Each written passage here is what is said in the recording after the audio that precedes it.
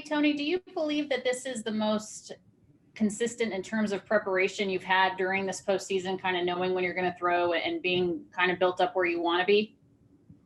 Yeah, absolutely. They told me after the game 2 opener thing that I was going to start game 6. So I've known for a little bit, and I've had a lot of time to prepare, and it feels like I'm back on like a normal routine like I had all season. Right. A lot of time to prepare and a lot of time to process the fact that you're going to get the ball in what could be a World Series clinching game. What goes through your mind when you think about that?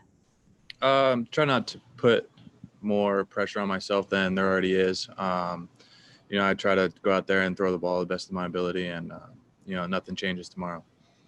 Dave said that he views you as a starter. You are not an opener for game 6. Knowing that, how much more pressure does it put on you, obviously, to try to go as deep into the game as possible? I think it provides a little bit more comfort for me. I'm going to go out there and I'm going to throw the ball as long as I can, as best as I can until Doc decides that I'm done. Okay, thank you. Next question is from Dave Vassay. Go ahead. Hey, Tony, Dave said that he had a conversation with you after he let you know you're starting game 6. So what was your takeaway from that conversation that you'll take into your preparation tomorrow?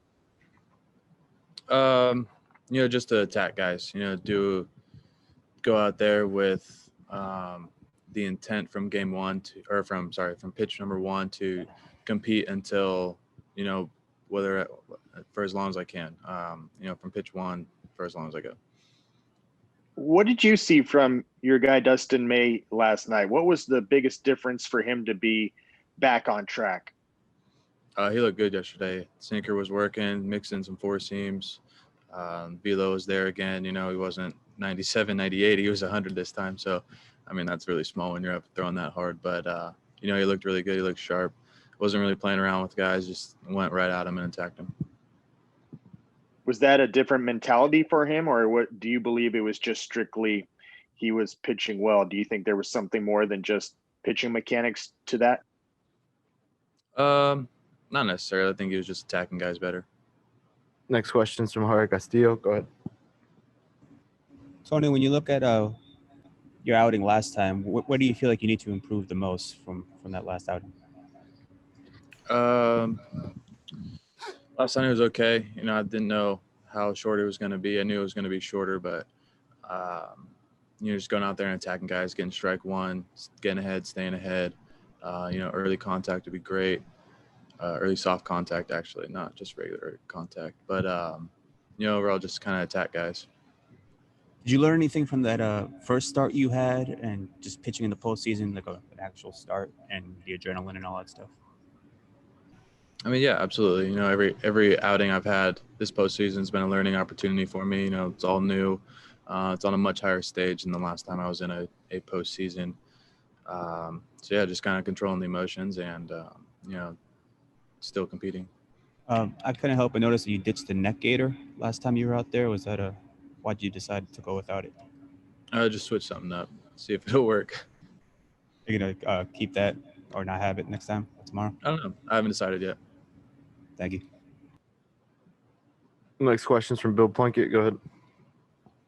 Yeah, Tony, when you say you were told after game 2 that you were pitching game 6, what does that do? What is your routine? When did you throw a bullpen? How do you go through scouting reports? How do you prepare when you have 5 days?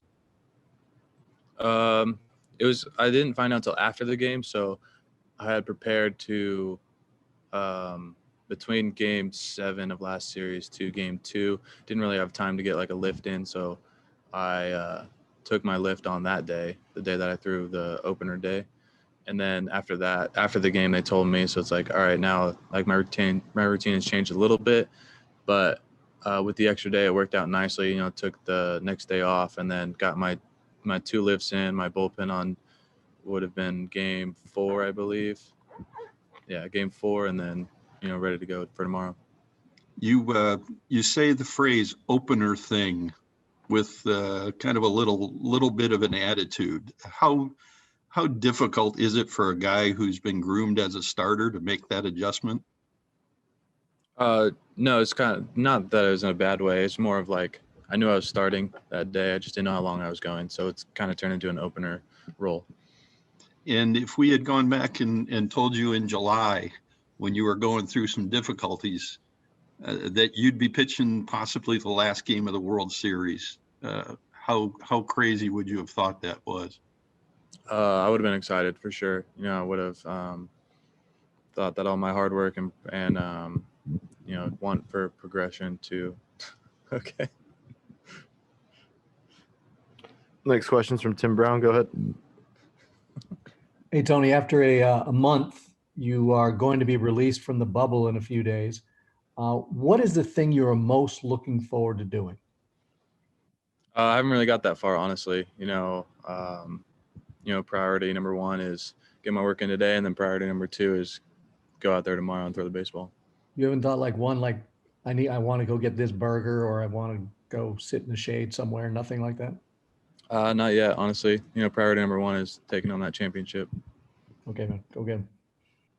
Next question's from JP Hoornstra. Go ahead. Tony, would it be fair to say that from July until the end of September, you were more or less on an every sixth day schedule, whether it was in the majors or at the alternate site? Yeah, pretty much. And when you go from that to whatever it was that you were or were not able to do these first 3 weeks of October, how do you think that translated to what you were able to do or not do in the games that you pitched? I've always just tried to be prepared for whenever I get the ball. So it doesn't really matter if it's 6-day rotation or whatever. It's just finding that routine in between outings. You don't think, though, that the sort of irregular lifting that you referred to or the between starts throws caused any trouble for you?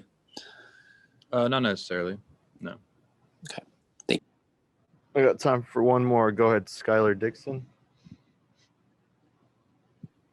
Tony, have you noticed any difference with the limited crowd in terms of noise, atmosphere, et cetera, between the LCS and the World Series?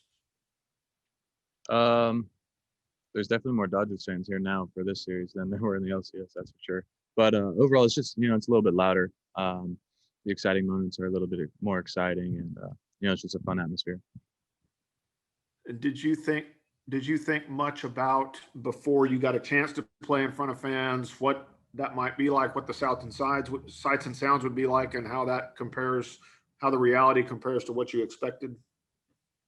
I mean, we had fans last year, it's just kind of the same thing. It's just a little bit quieter. Appreciate it.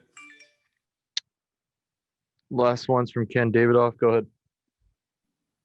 Tony, you said they told you after game 2 you'd be starting. Were you curious at all these last few days whether they would go to Walker on 3 days just because of his experience? I'm sorry, what was the question? Just were you curious at all whether they would go to Walker tomorrow just because he's more experienced than you are? Not at all. Okay.